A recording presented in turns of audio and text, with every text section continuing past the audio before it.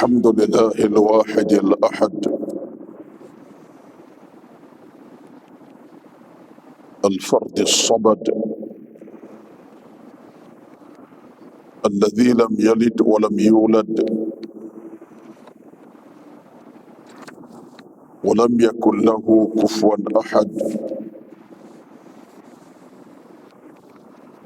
أشهد أن لا إله إلا الله وحده لا شريك له،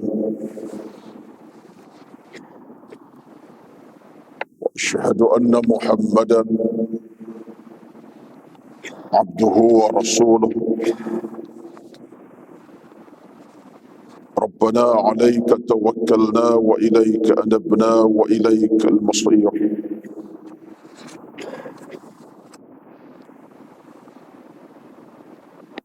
اللهم ربنا تقبل منا إنك أنت العليم الحكيم، ولا حول ولا قوة إلا بالله العلي العظيم. رب اشرح لي صدري ويسر لي أمري واحلل عقدة من لساني يفقه قولي يا رب العالمين. أما بعد،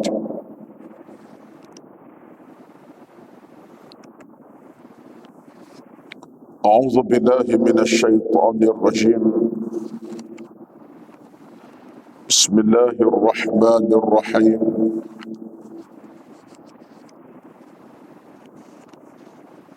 فمن كان يرجو لقاء ربه فليعمل عملا صالحا. Maka barang siapa yang berharap bertemu dengan Tuhannya, hendaklah dia melakukan amal-amal yang salih. Sadaqallahul azim.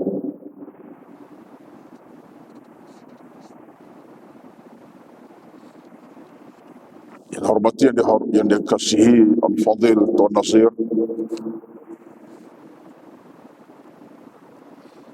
yang hormati yang dikasihi Al-Fadhil Tuan Imam,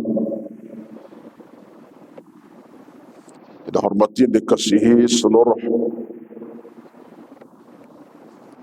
kehadiran para jamaah, tetamu-tetamu subuh yang penuh keberkatan ini. Pertama-tama, alhamdulillah, kita merfa' syukur kepada Allah Azza wa Jalla di atas nikmat Islam dan iman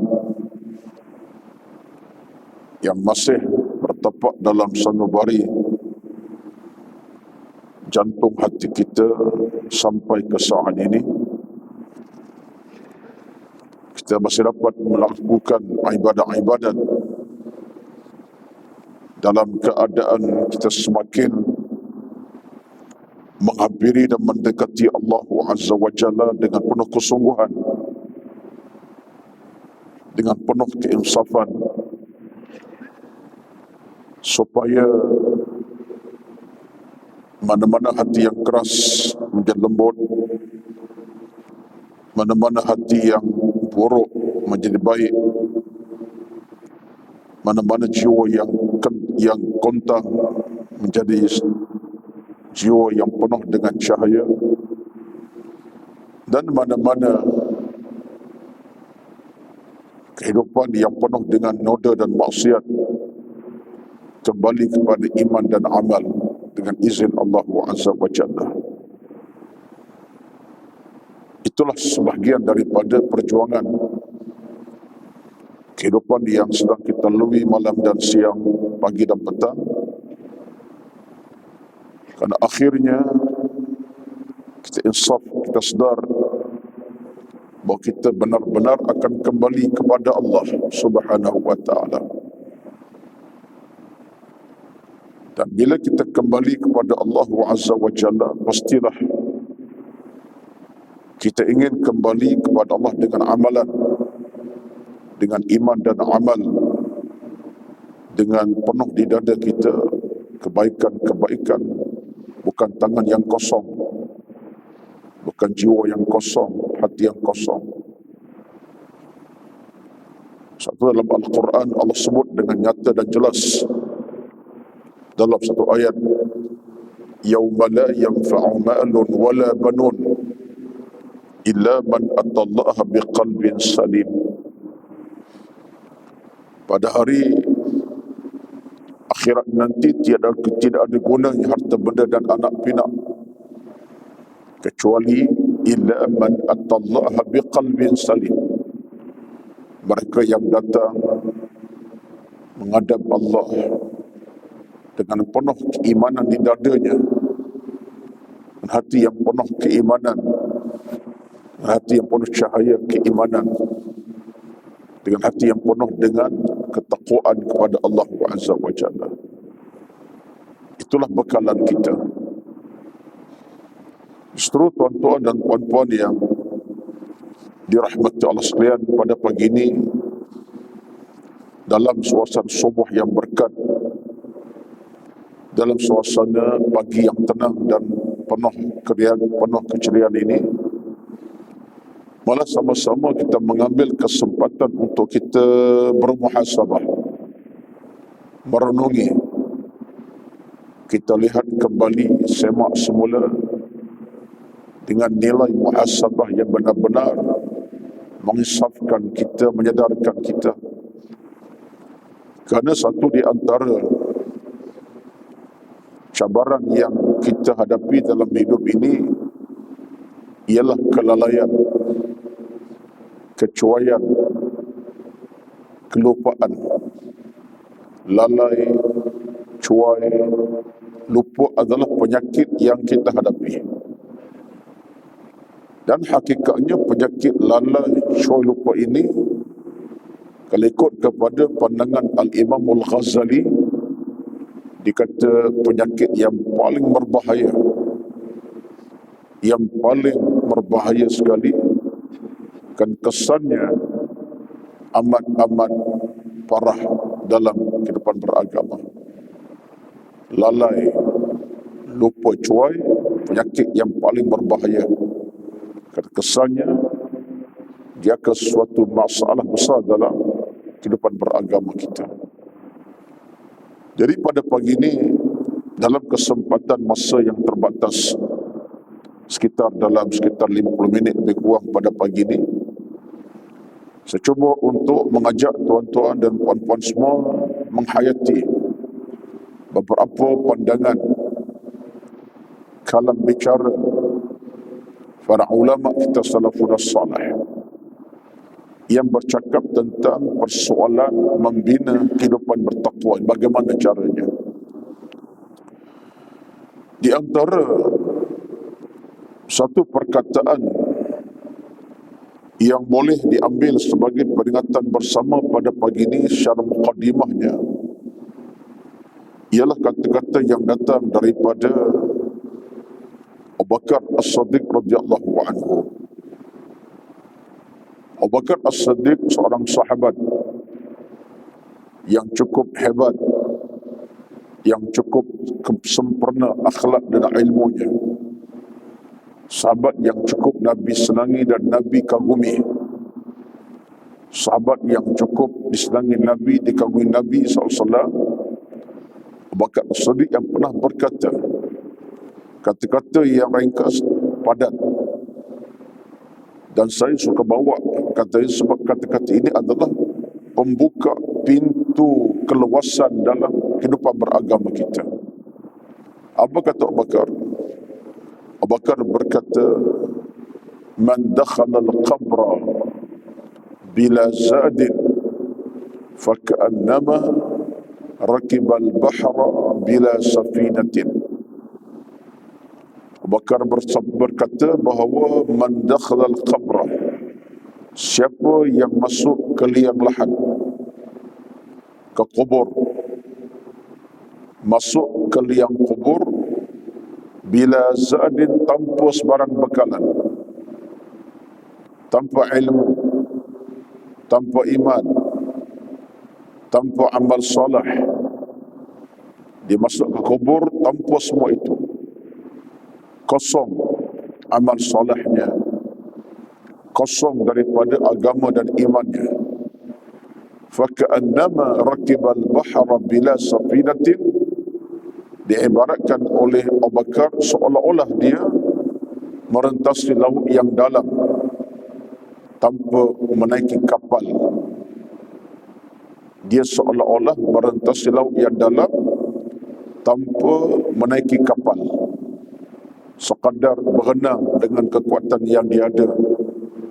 Takat mana kita mampu berenang dalam arus laut yang begitu lagi mencabar dalamnya dengan ombak begitu kuat. Kita tak mampu, mesti naik kapal kalau nak selamat.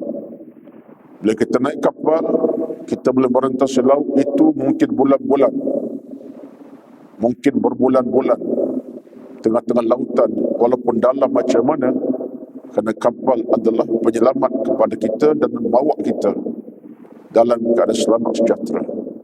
Jadi bayangkan, Abu Bakar kata kepada kita, Abu Bakar As-Siddiq kata apa? Seorang manusia yang masuk ke liang lahat tanpa amalan, tanpa ilmu, kosong. Kata dia, seumpama seorang manusia yang merentasi laut yang dalam tanpa menaiki kapal. Dia akan tenggelam, lemas di lautan, hanyut di lautan, akan kehilangan segala-galanya. Tuan-tuan, puan-puan, inilah perjalanan kita. Satulah dalam kehidupan beragama kita ini, satu di antara perkara yang amat penting yang perlu kita ingat dan perlu kita jadikan sebagai nadi kekuatan, ialah bila mana Allah Subhanahu wa ta'ala sentiasa membuka peluang-peluang kebaikan kepada kita malam, siang, pagi, petang. Dalam hidup ini, Allah tak pernah kedekut nak buka peluang-peluang baik kepada hamba-Nya. Hatta siapapun kita, pendosa, yang buat maksiat, yang bersalah, yang jahil, yang jahat, yang tersasar, yang menyeleweng, penuh dengan dosa maksiat, apapun keadaan kita, Allah tak pernah tutup pintu kebaikan semata-mata untuk membawa kita ke jalan keamanan dan kebahagiaan. Sebab Allah di penghujung hidup ini, Allah tengok hamba-Nya beruntung, bukan gagal. Allah nak tengok hamba-Nya berjaya, bukan kecundang. Itu Allah dengan kita. Allah nak tengok hamba di penghujung hidupnya menang, bukan kecewa. Allah tengok hamba di penghujungnya dapat syurga, bukan neraka. Satu hadis saya nak kaitkan dengan apa yang Abu Bakar sebut, hadis kursi yang dirakamkan daripada Muslim, Imam Muslim dalam kitab sahihnya. Hadis kursi yang Allah sendiri bercakap dengan kita. Apa kata Allah dalam hadis kursi? Nabi beritahu kepada kita apa yang Allah cakap kepada kita. Cuba tuan-tuan perhati, hayati dan memahami apa yang saya baca ini, dan tengok macam mana begitu sekali kecintaan Allah kepada hamba-Nya, supaya kita berbekal, ada bekalan, supaya kita tak kosong dalam hidup ini. Apa yang berlaku, kata Nabi SAW, Allah berfirman kepada kita seharian, setiap hari Allah merayu, Allah panggil, Allah ajak hamba-hambanya. Hadisnya datang daripada Imam Muslim, iaitu sabda, kata Nabi, Allah berfirman, Ya bna Adam, innaka ma da'awtani wa rajawtani ghafartu laka ala ma kana fika wa la ubali. Ya bna Adam, law balaghat dhunubuka anana as-sama'i thumma astaghfartani ghafartu laka wa la ubali. Ya ibna Adam, innaka law ataitani biqarabil ardi khataya thumma laqitani la tushriku bi syai'a la ataituka biqurabiha maghfiratan. Ini kata-kata Allah. Allah bercakap dengan kita. Allah merayu kita. Allah mengajak kita. Allah bersuara kepada kita. Cuma kita tak dengar. Tapi Nabi sebut setiap malam, tiap pagi, tiap saat, tiap waktu Allah bercakap-cakap dengan hamba-Nya. Kita direzekikan Allah tak dengar apa yang Allah cakapkan. Tetapi hakikatnya mengambil cerita hari ini, rupa-rupanya Allah merayu-rayu kepada kita. Merayu sebab apa? Sebab sayang. Bukan mengharapkan apa daripada kita. Allah tak ada apa daripada kita, tak ada kepentingan. Tapi sayangnya Allah kepada kita merayu-rayu, hei hambaku, begian-begian. Apa hadis ini berbunyi? Cuba tuan perhati. Dengar kalimahnya. Ini hadis sahih. Ya ibna Adam, wahai manusia semua. Ya ibna Adam artinya wahai manusia, wahai anak Adam, kita lah. Wahai hambaku, kata Tuhan, innaka ma da'awtani wa raja'utani ghafartu laka ala ma kana fika wa la ubali. Hei hambaku semua, engkau bila engkau minta pada aku, engkau seru nama aku, engkau harap aku sesuatu daripada hidup kamu. Mana saat kau minta, kamu seru, kau minta pada aku, walaupun siapa kamu, pendosa macam mana, yang salah macam mana, yang maksiat macam mana, kata Allah, ghafartu laka, aku sedia ampunkan dosa kamu. Pendosakah kamu, aku dengar rintihan kamu. Jahat macam mana kamu, aku dengar rintihan kamu. Kamu buat maksiat, tiba-tiba kamu insaf, merayu, merantuk, aku dengar. Aku tak tuli nak mendengar rintihan kamu. Ghafartu laka, aku boleh ampunkan dosa kamu. Ala ma kana fika wa la ubali. Pada kamu ngaku ni lupa banyak perkara dah, lalai, lupa, tak ingat dah. Tapi aku tetap ingat kepada kamu. Aku tak peduli. Kamu makin jauh, aku makin dekat. Kau makin jauh, aku makin dekat dengan kamu. Ni Allah dengan kita. Kita makin jauh, tapi Allah rupa dekat dengan kita.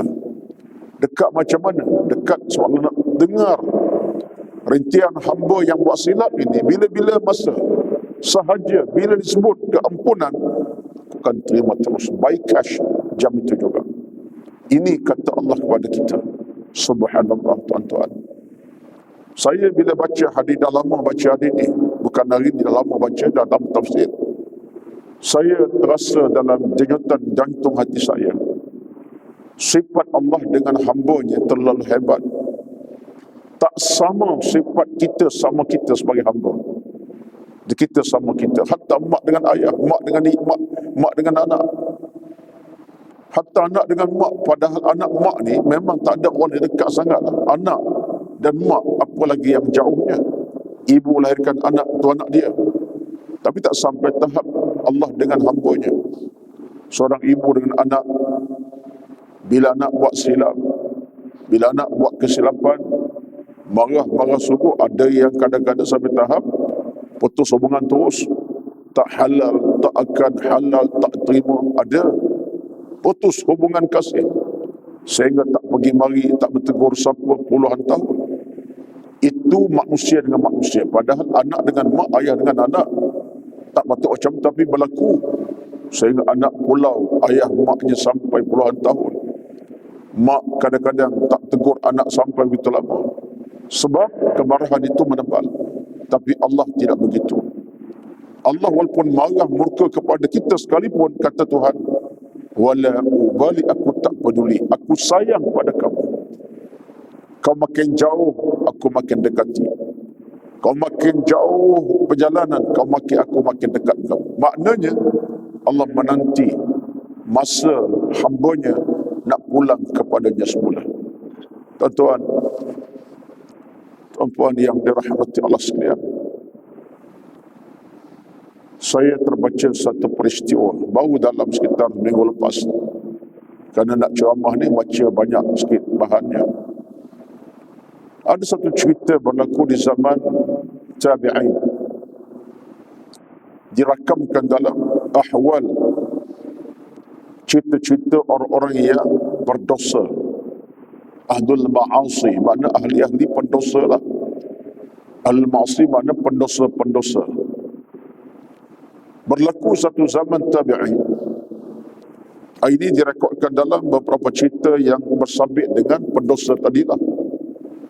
Nak cerita hakikat hidup dalam berdosa ni tuan-tuan, rupanya ada jalan pulang menanti kita, walaupun penghujung usia sekalipun.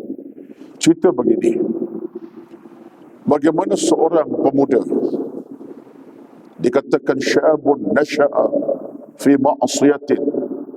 Dia seorang pemuda hidup dalam kemaksiatan, bermula hidup dengan maksiat, hinggalah peringkat usianya makin hari makin banyak, makin bertambah umurnya.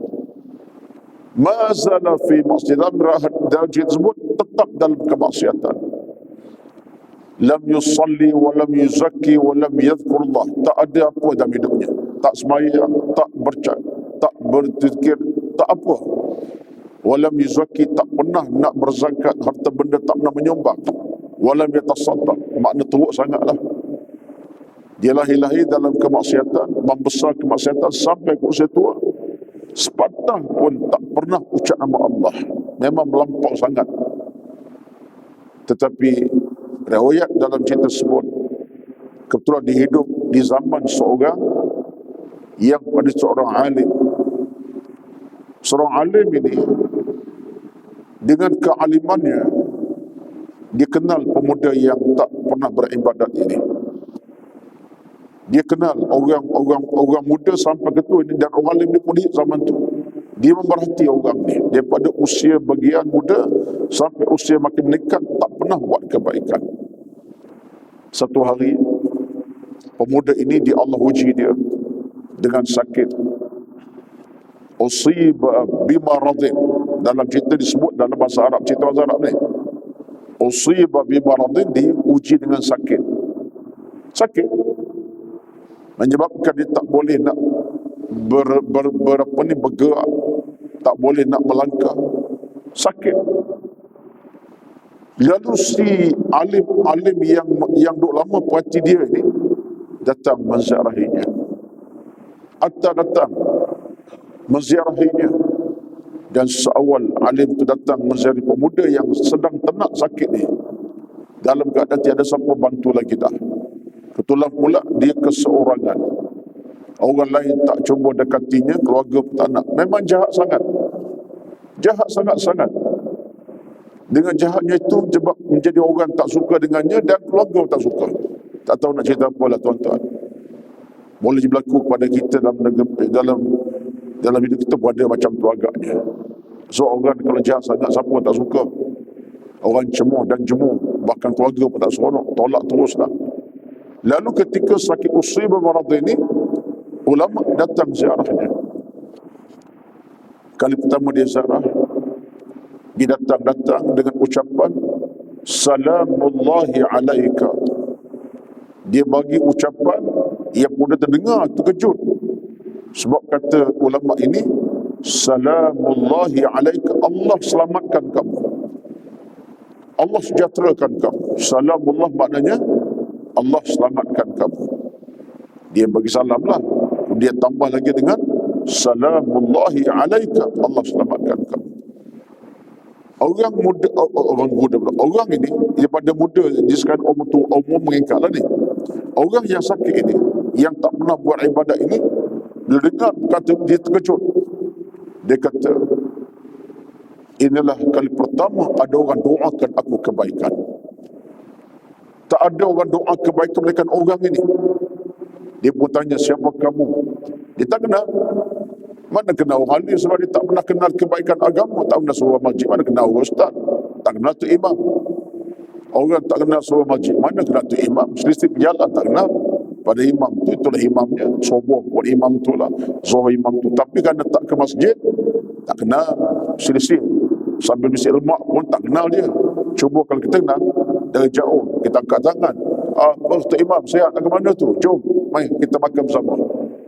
Contohlah ni. Pemuda tadi tanya, kamu ni siapa? Tiba-tiba datang ajar doa kepada aku keselamatan. Lalu ulama ni kata, aku bukan sesiapa. Aku hamba Allah macam kamu. Berfalsafah pula orang alim ini. Aku bukan siapa. Aku bukan siapa. Aku ni hamba Allah macam kamu. Kamu macam aku hamba Allah. Bila orang dia dengar, yang sakit tenat dia dengar, kamu dengan aku ni sama saja depan Allah, dia mula menangis. Mula nak menangis. Titik keusapan mula datang dalam hatinya. Sebab orang yang datang tadi dah bagi salam satu, kemudian dia kata, kamu ni aku sama saja sebagai hamba Allah. Sebut nama Allah, hamba Tuhan. Lalu bila sebut nama Allah sebagai hamba Tuhan, dia pun menangis. Dia kata, demi Tuhan yang ciptakan aku. Mula bercakap dengan Tuhan, mula sebut nama Tuhan yang ciptakan aku. Lalu kata orang sakit ini, kalau begitu, kalaulah saya dengan Tuhan hamba yang sama, mengapa saya sakit macam ni? Tuhan sihat. Dia kaitkan sihat dan sakit pula dah.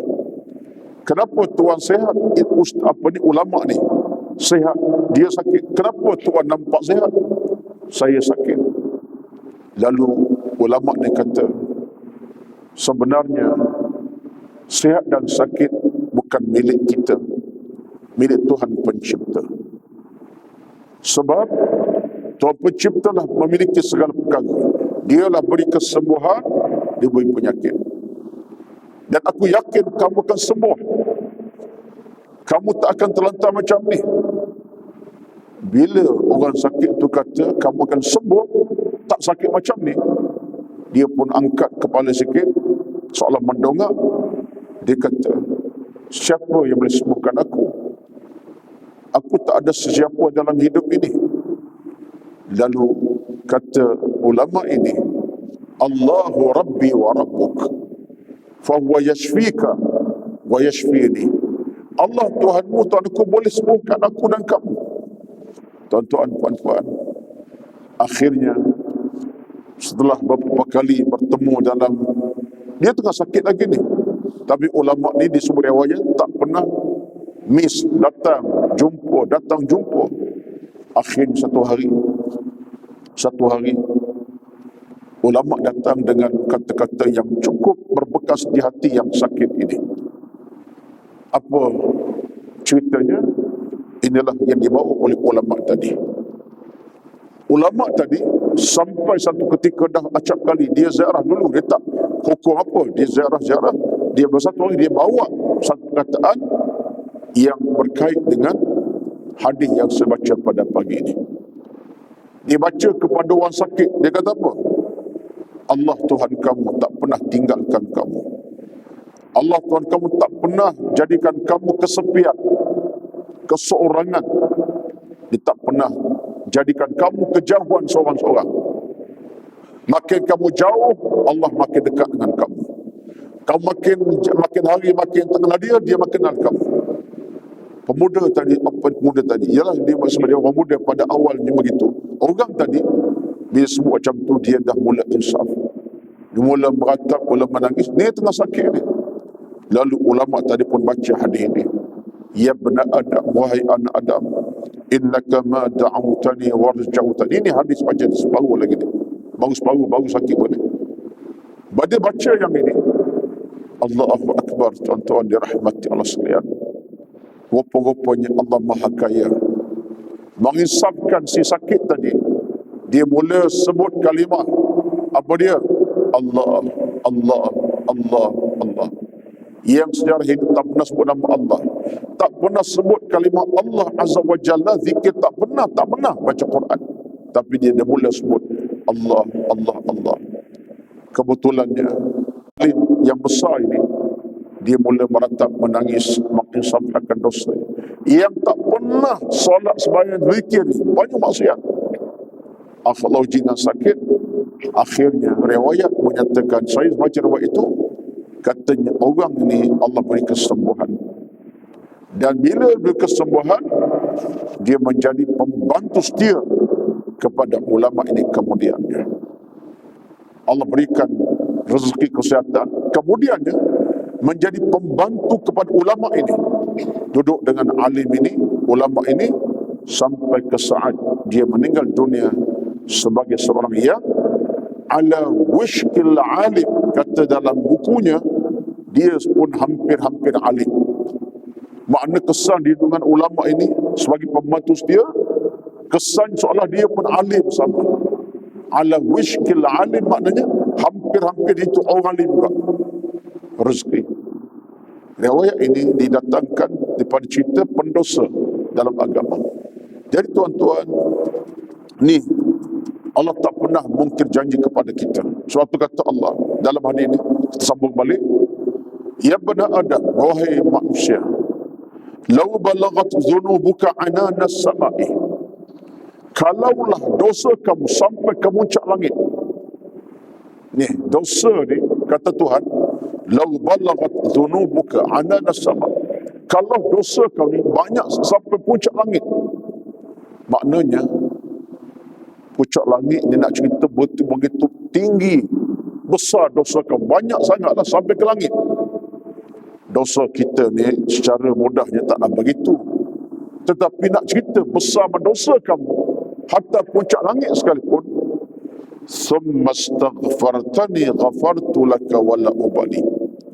Walaupun dosa kau sampai ke puncak langit, banyak sangat ni, penuh langit dunia ini dengan dosa kamu, tapi tiba-tiba kau minta keampunan. Summa astaghfartani, tiba-tiba engkau merayu, engkau meratap mohon keampunan, minta sungguh-sungguh. Ghafartu laka wala ubali, aku sedia ampunkan dosa kamu, aku tak kisah. Dosa banyak mana kau tak kisah, aku akan ampun dosa kamu. Ni Allah bercakap kita tuan-tuan. Allahu Akbar. Ini bicara Tuhan. Kata Allah kepada kita, kalau dosa kamu sampai ke puncak langit macam mana pun, dan kau minta ampun, aku akan ampunkan, aku tak kisah, kata Allah. Ya bani Adam, Allah sebut lagi ni, wahai anak Adam, wahai manusia, innaka law ataitani biqarabil ardi khataya, kalau kamu ni datang pada aku daripada penjuru dunia dengan dosa ni banyak, tiba-tiba kamu insaf, berlari-lari jumpa nak jumpa aku, mana jauh perjalanan kamu, dosa kamu pikul ni banyak sangat, soalnya kamu di penjuru dunia, mungkin jarak kamu dengan aku beribu kilometer, kamu datang ke aku, soalnya macam tu, kata Tuhan. Thumma laqitani la tushriku bi syai'an la ataituka biqurabiha maghfiratan.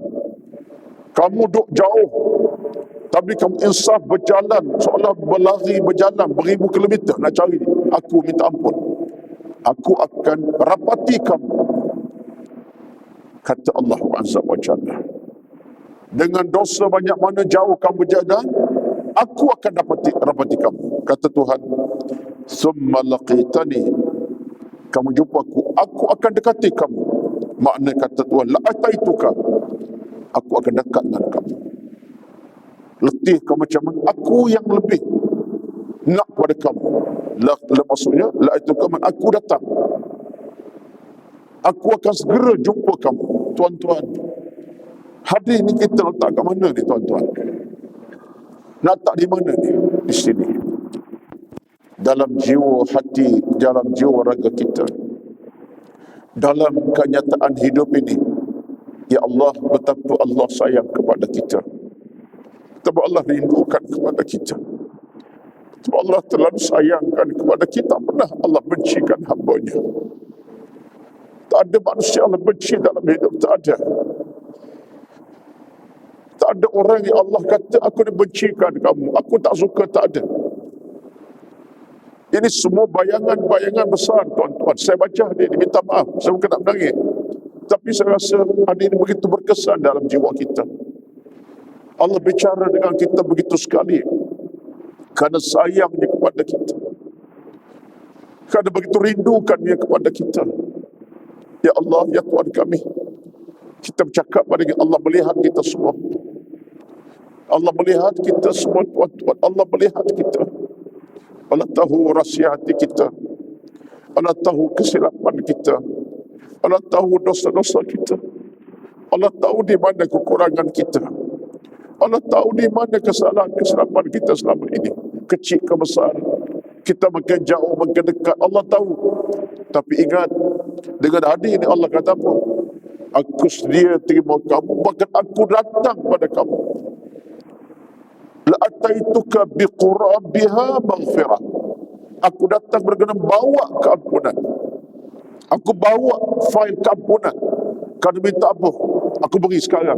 Sekarang juga. Ampun ke, keselamatan ke. Maka di tuan-tuan dan puan-puan, minta maaf lah, saya bukan nak menangis. Tapi secara mudahnya, ini adalah satu hadis yang cukup besar. Menjadi harga besar dalam sebuah kehidupan beragama. Dalam perjalanan kita. Saya kaitkan, sebab saya cerita di awal tadi, tak Abu Bakar sebut. Jangan sampai tahap kita dalam hidup ni, kata Abu Bakar, masuk ke liang lahat tanpa bekalan. Saat itulah kita paling rasa duka cita teramat sangat. Sedangkan peluang Allah beri dalam hidup ini terlalu besar. Keampunan, rahmat, kasih sayang, cinta menanti kita. Justru tuan-tuan, hadis ini satu hadis yang wajar dijadikan sebagai nadi kekuatan.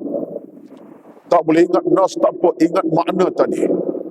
Wahai anak Adam, engkau minta apa engkau minta, aku akan terima.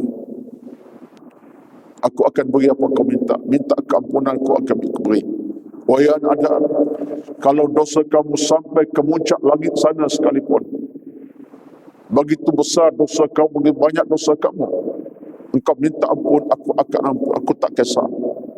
Wahai anak Adam, kalau kamu datang pada aku jauh di hujung dunia sana, dengan bawa dosa, aku berlari kepada kamu untuk beri keampunan. Aku berlari pada kamu nak beri keampunan kepada wahai manusia. Tuan-tuan, itulah perjalanan kita sebenarnya. Maka dengan hadis ini, hadis kursi ini, kalau begitulah sifat kita beragama, mana mungkin bila kita mati, zero amalan kita, zero, kosong amal kita, mana mungkin. Pastilah bila kita meninggal dunia, saat kita meninggal dunia, kita dapat memenuhi keampunan Allah Azza wa Jalla. Suatulah kata Al-Imam Al-Qurtubi, ini kata para ulama bernama Al-Imam Qurtubi, kata Imam Al-Qurtubi, biarlah sesaat ketika kita dimatikan oleh Allah Azza wa Jalla, ketika mana kita dimatikan Allah Azza wa Jalla, bila Allah matikan kita, tutup nyawa kita, diambil nyawa kita, bahkan kita mula kejang kaku dan keras mengeras, batang tubuh kita sejuk, kata Imam Al-Qurtubi rahmatullahi alaihi, saat itu walaupun nyawa sudah diangkat oleh Allah Azza wa Jalla, tetapi harga batang tubuh kita mahal. Sebab apa mahal? Sebab kita diberikan rahmat keampunan oleh Allah Azza wa Jalla. Saya tak tahulah, semalam pun saya hadiri, semalam lepas maghrib semalam pun hadiri kebumian satu kematian jiran belakang rumah semalam. Itu yang terasa sangat lagi ni. Sampai liam, sampai ke kubur, saya pergi iringi daripada maghrib sampai jam 11.30 malam semalam di Melayu Subang. Jiran kami lama, orang masih muda, baru 52 tahun. Adik saya laki umurnya meninggal. Bila saya tengok daripada saat mula solat sampai liang lahat dimasukkan, tengok by cash, tengok betul-betul tengok, tuan-tuan, terasa apa kata Imam Qurtubi ni. Biarlah saat kita dimatikan Allah, ketika itu batang tubuh kita ini berharga, walaupun dah sejuk, dah mengeras, dah semakin dalam keadaan ialah dah mayat, keras, menyejuk. Ketika itu harganya ada. Sebab apa? Harga batang tubuh kita itu harga yang dibayar Allah dengan keampunan daripadanya. Saya terasa, tuan-tuan, sebab itulah kita dalam keadaan kematian berlaku, cara dipersiapkan si mati jenazah ini begitu sekali terhormat, begitu sekali sempurna, dengan dikafankan, diberikan air mawar, ditutup dengan tutupan daripada kapas-kapas, dibersihkan sebersih-bersihnya, dan sebarang kotoran kalau ada pun mungkin sedikit tapi banyak kotor dibuang, najis-najis dikeluarkan, benda-benda yang sifatnya kotoran dibersihkan. Mayat kita ni, mayat kita macam tu, tak dikemukakan macam tu, tak dikemukakan macam terus dengan tanpa tak ada, dibersihkan dengan sebaik-baiknya, diwudukkan lagi mayat itu, daripada diambilkan wuduk, daripada muka dibasuh, tangan, kaki. Contohnya, bayangkan gambaran ini sebenarnya saya nampak secara penuh keinsafan dalam cerita Qurtubi. Harga itu ada harga tu, kesucian fizikal, kebersihan disertakan kebersihan dalaman si mayat. Allah ampunkan dosanya, Allah angkat dosanya, dia sudah diampunkan dosa oleh Allah Azza wa Jalla. Bayangkan, ini satu hakikat yang kita kena fahami, harga sebuah kehidupan dunia sampai ke alam barzakh. Maka tuan-tuan dirahmat di mana kita, kalau kita biarkan hidup ini dalam keadaan tanpa ilmu yang cukup, amal yang cukup, tanpa iman yang cukup, tentang ibadat pun tak cukup dalam hidup, bahkan dosa yang tak terampun oleh Allah Azza wa Jalla, kita bimbang. Kata Abu Bakar As-Siddiq radhiyallahu anhu, kita akan masuk ke liang lahat seumpama kita akan merentasi laut yang dalam tanpa menaiki kapal. Apa kekuatan kita? Kita nak terima hakikat macam mana dalam kehidupan di alam barzakh, dengan persoalan mungkar nakir, ditanya tentang agama kita, tentang amal kita, tentang iman kita, tentang Rasul kita, tentang Tuhan kita, tentang keimanan. Apa kekuatan kita? Kita takkan mampu. Zero, kosong kita. Tapi kita masuk dengan amal ibadat, dengan keampunan Allah Azza wa Jalla, pastilah kita akan diberikan Allah kerahmatan, keselamatan, kebahagiaan, keamanan oleh Allah Azza wa Jalla. Sikit lagi tuan-tuan, di penghujungnya, tuan-tuan dan puan-puan dirahmati Allah sekalian, berdalilkan dalil tadi, di mana hadis tadi, hadis datang daripada Anas bin Malik radhiyallahu anhu. Hadis Anas bin Malik radhiyallahu anhu menceritakan tentang hadis kursi tadi. Disebutkan kepada kita bahawa Nabi SAW sendiri, ini penghujung perbincangan kita pada pagi ini, Nabi SAW sendiri radhiyallahu alaihi wasallam, ketika Nabi di hujung-hujung kehidupan, saat di mana Nabi balik daripada Makkah buat haji terakhir, Nabi di antara selepas haji dengan tempoh kewafatan Nabi tak lama, Nabi selesai haji pada 13 Zulhijjah, dibalik ke Madinah hanya sekitar bulan Muharram, Safar, bil awal Nabi wafat. Arti Nabi balik pada Mekah buat haji terakhir 2 bulan setengah saja. Nabi dalam keadaan dah mula uzur, mula sakit, mula Nabi dalam keadaan tak mampu nak bangkit lagi di penghujungnya, 2 bulan setengah lebih kurang. Antara yang disebut riwayat dalam hadis yang banyak tentang Nabi SAW, dalam sirah pun sebut, hadis pun sebut, ialah Nabi SAW dalam tempoh selepas pulang pada Mekah bulan Zulhijjah sampai Nabi nak wafat 2 bulan setengah itu, antara yang Nabi ulang sebut pada sahabat ialah keampunan Allah Azza wa Jalla. Istaghfiru rabbakum. Nabi pernah sebut pada sahabat, minta ampun kepada Tuhan kamu. Fa inna Allah ghaffar, kan Allah itu Maha Pengampun. Nabi ulang sebut. Hingga ada sahabat bertanya Nabi, ya Rasulullah, mengapa kamu ulang sebut tentang istighfar ni?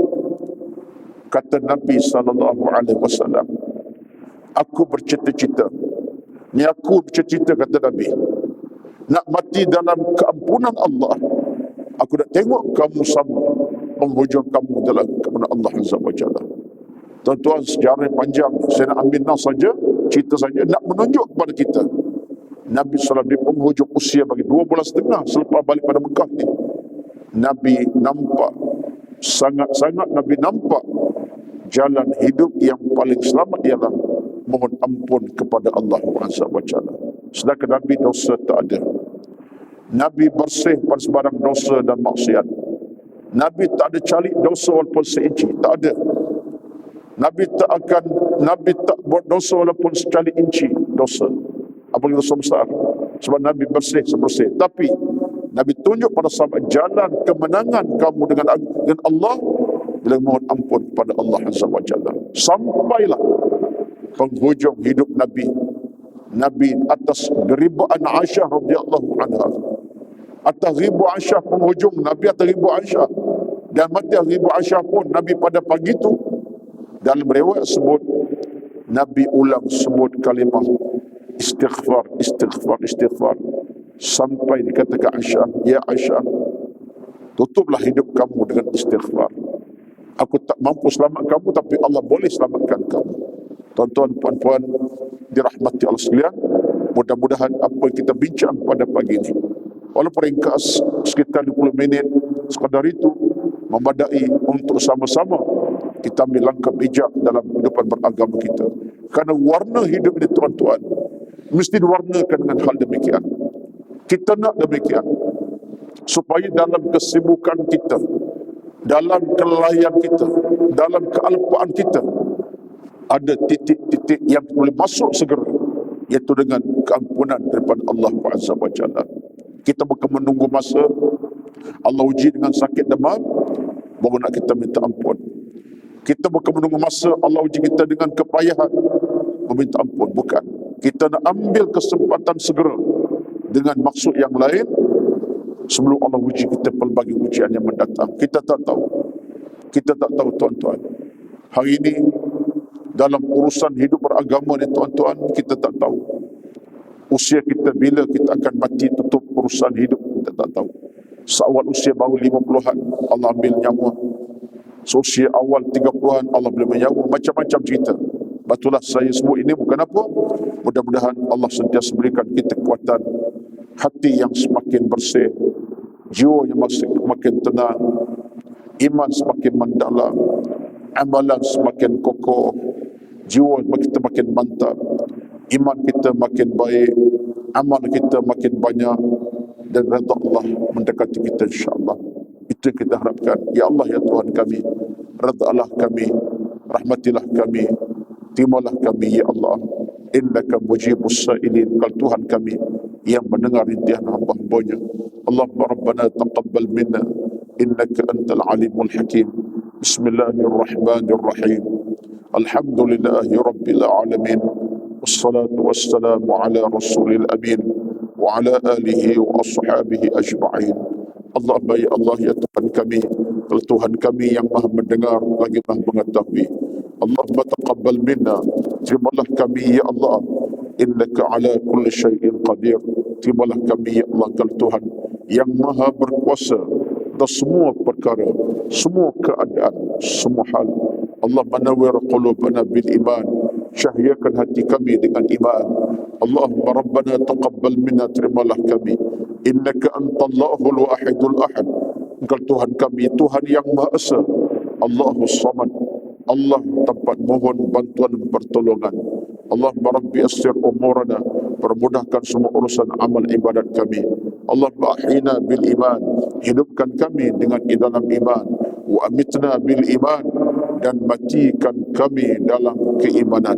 Allahumma ighfir lana dhunubana, ampunkan dosa-dosa kami, wali-walidina dan dosa mak ayah kami, warhamhuma, rahmatilah mereka berdua, kama rabbuna shighara, bagi mereka didik kami semenjak kecil dengan dewasanya kami.